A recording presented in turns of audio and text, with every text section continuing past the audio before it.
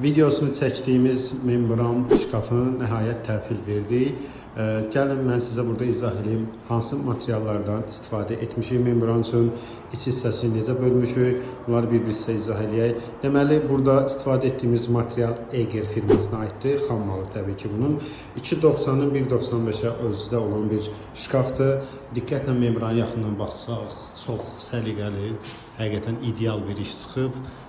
Bu videoda çox görünməsə də həqiqətən bu belədir. İç hissəsinin bölgüləri burada sizə göstərək. Antirsol, askı və çəkməcələrdən istifadə olunub. Məntəqə Bulun firmasına aiddir. Həmişəki kimi təbii ki çox ideal asılıb bağlanır. Çəkməcələr, askılar və polkalardan ibarətdir.